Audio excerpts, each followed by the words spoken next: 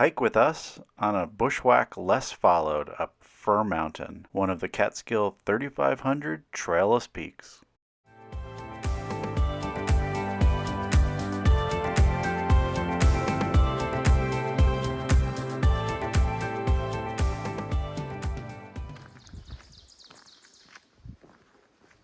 Today I'm going to be bushwhacking Fir Mountain, which you start on the trail that begins at the Biscuit Brook Trailhead and then go on up from there towards the Biscuit Brook Lean-to. But before you get to the Lean-to, you veer off and go up Fir.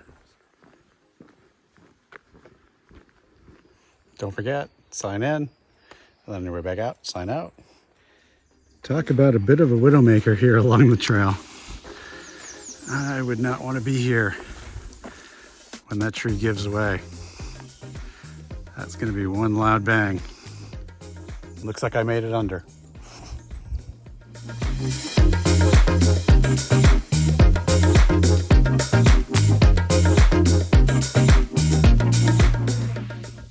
From the Biscuit Brook Trailhead, the trail kind of starts off. You're like, oh, this is a nice trail. Then you got a bit of a stairmaster, probably for about a half mile to the height of land. And this is actually where we are going to diverge from the trail. We are going to take a right and start going up one of the shoulders of Fir to eventually make our way to the summit. It's a bit longer than other bushwhack opportunities, but number one, it's less crowded. Number two, it's less steep. And I think just overall more pleasant. We did it as a snowshoe once, and this is definitely my preferred way to get up Fir, especially when you're not like racing to get up. So I will take you along, and hopefully I'm not breathing quite so hard after a little less steep up. So, but definitely after yesterday's hike and just being out of shape from not doing much this winter, thanks to everything that was happening, and then I just didn't feel great either. So I'm finally feeling better, finally exercising, finally hiking again, more than just here and there. So looking forward to getting definitely back in shape so that I am not huffing and puffing on a single up. But for this trip, I'll probably be huffing and puffing, so sorry in advance. But I'll take you along. We'll stop along the way. There's not a whole bunch to see, but it's just definitely a nice ridge walk all the way up to the summit of Fir. And then from there, we'll decide if we should call it a day on Fir or if we should keep going over to Big Indian and then back down the trail. So stay tuned, find out the answer.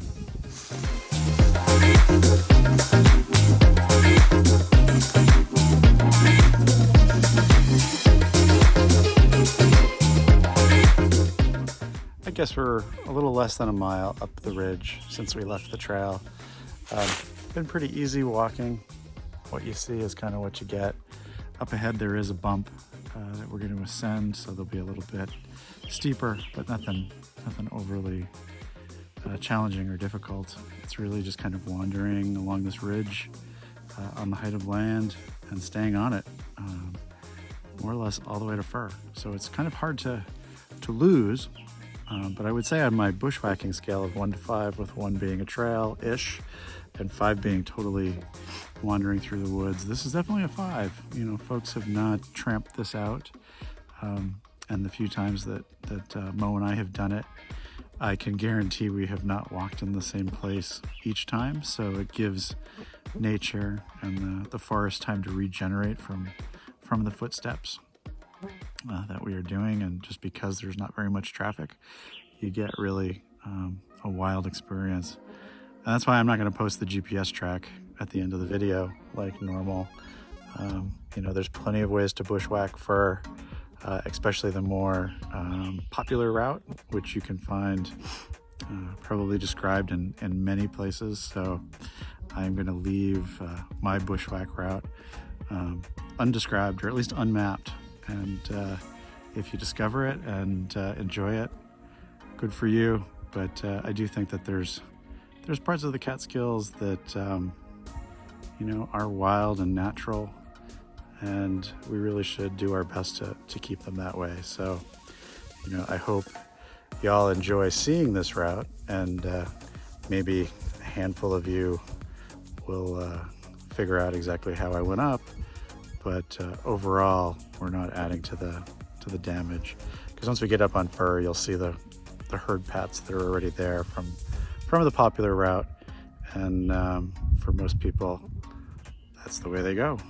I have not seen a soul since I left the trail, and I don't expect to see one until maybe the summit, but since I did have a midday start, folks might be ahead of me, so I might actually get everything to myself, even though it's a busy weekend here in the Catskills, as you could see from that trailhead with all those cars and everything. It was a bit challenging to park, but perseverance paid off, and now we're here on the ridge.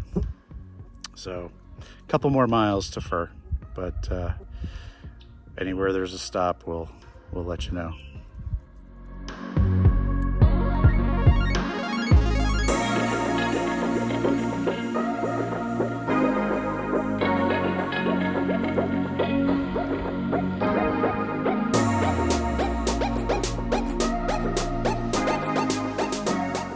Progress is being made.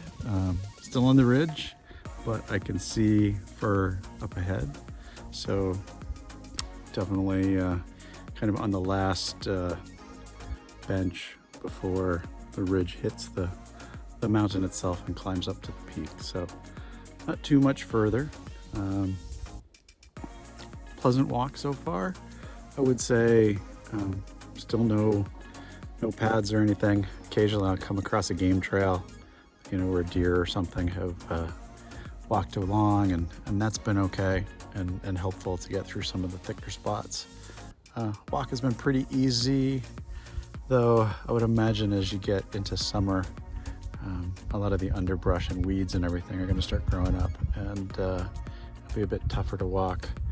The other beautiful thing right now, there are so many wildflowers out. The trillium and I believe they're called trout lilies are out everywhere, and so all along this ridge it's been like walking through almost like a carpet of them. So it's been really pretty. Had my first snack, fueled back up, and now I'm gonna head over to Fir, and when I get there, decide if I should continue on to Big Indian or just call it a day and drop down to the trail from the summit of Fir. So we'll see what time it is. The weather seems to be holding out. Thunderstorms were forecast, and I haven't heard anything or seen anything too threatening, so fingers crossed. Can you tell we're a little closer to the summit of Fir? And can you tell why Fir is named Fir? No guesses? Well, it's because of all the balsam fir trees near the top. So one easy way of figuring out that we're close to the top, I think we're around 3,500 feet, maybe 3,450. The balsam trees start, and then from here on up, they'll get thicker and thicker until you get to the top. So we are almost there. Thank goodness. Not that I haven't enjoyed this, but it sure has felt longer than I remember. But one step at a time, right?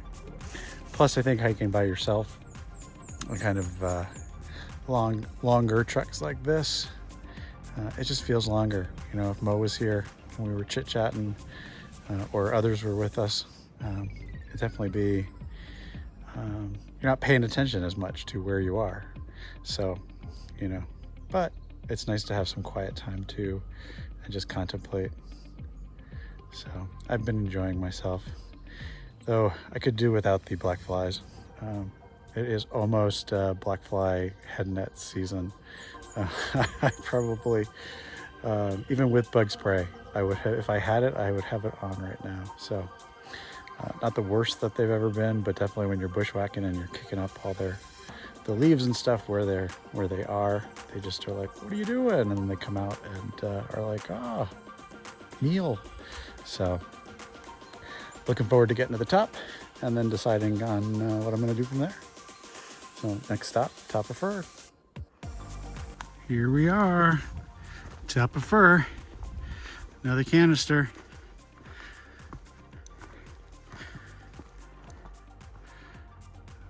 given the thickening clouds and the time of day, I think I will call it quits here on Fir. No small accomplishment. I think over 4 miles on that ridge to get here, and then probably another 4 miles to get back out to the car. Once I have to drop down and then hit the Biscuit Brook Trail, basically right by the Lean-to, and then from there you got to walk back out to the trailhead. So I am going to enjoy the Mountain Dew that I lugged up here, and and then head on back down and just kind of take my time. I'm hoping the thickening clouds. I haven't heard thunder or anything like that, but it does look more and more like rain. So I'm going to keep my fingers crossed that I can get back to the car before any precipitation, especially like a thunderstorm downpour, because those are always fun.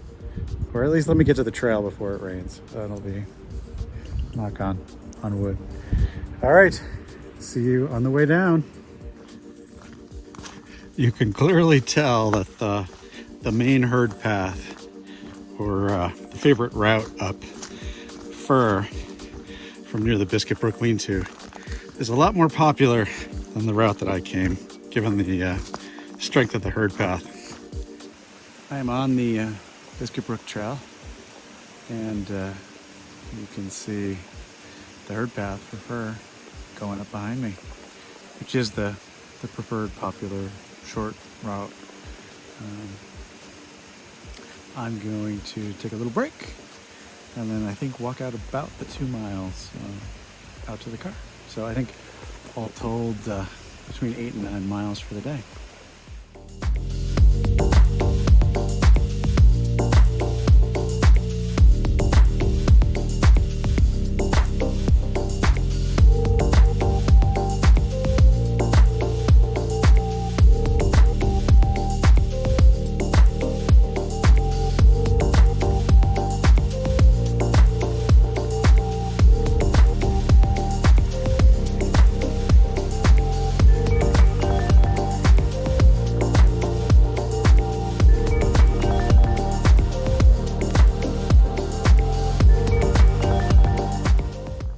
More or less back to where I first left the trail, and I realized walking out just now that pretty much for the entire hike I've been calling it by the wrong name.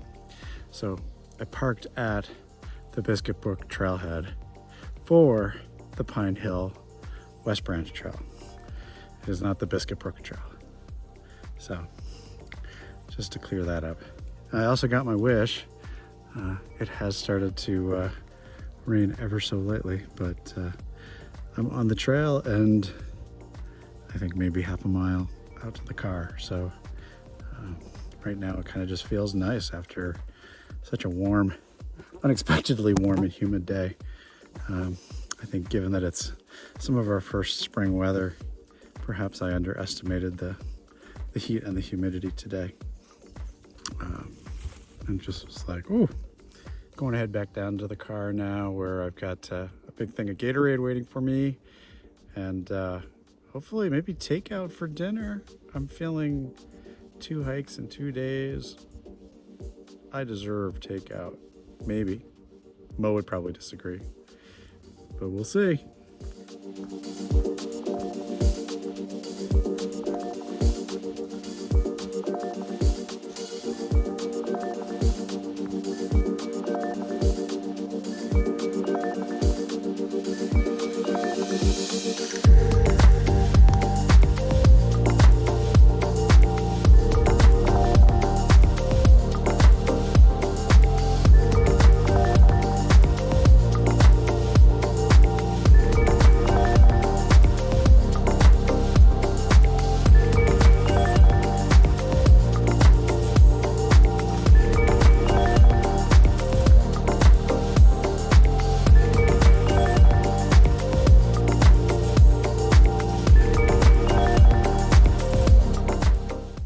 Back at the truck. I think the hike all told was a little over 8 miles. Good day. Weather was nice. Rain held off until just now. It's dribbling every once in a while. I feel a few raindrops, but nothing major. So it held off all the way till I got out. Probably the only thing I would do different is I probably underestimated the heat and humidity. And so I either should have had more water, or I should have been able to find my Sawyer that somebody else used and I have been unable to find. So if I had that, there were plenty of places to filter water, but I wasn't going to drink untreated. Definitely a change in pace after yesterday's fairly easy bushwhack on Rusk. You know, there was no real navigating or trail finding or route finding. The herd paths were all pretty consistent, except for one little piece. Here, the first 4 miles, besides the little bit on the trail up to where I left the trail, was all route finding. Thankfully not difficult really terrain to traverse. I would say it's easier in the wintertime. The snow covers up a bunch of the little brush and kind of the rocks and stuff that you are climbing over. So I've done it in the winter, now I've done it in the summer. If I did it again, I would do it in the winter.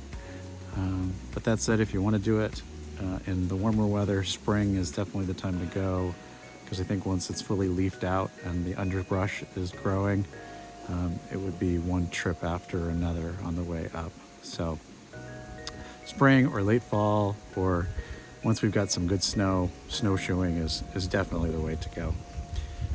In the meantime, I'm gonna head home. Maybe a pizza? I'm not sure. I've been having salads lately, so maybe a pizza's in the cards. We won't tell Mo.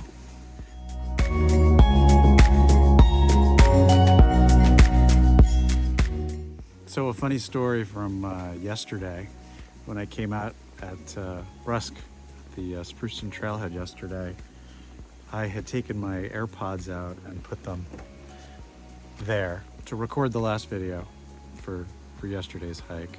Totally forgot them, drove away, and somehow by the grace of the universe, they fell into the bed of the truck and not off the truck to nowhere.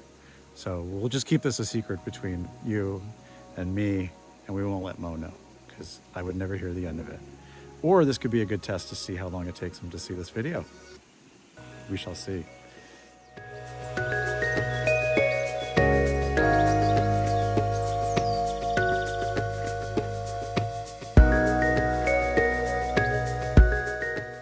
Looking for even more Catskills bushwhacks? Hike along with us up Rusk Mountain, one of the easier bushwhacks in the Catskills. Something more challenging? Follow along with us up Catskill High Peak. Want the ultimate in Catskill bushwhacks? Then take a hike with us on the Catskill 6.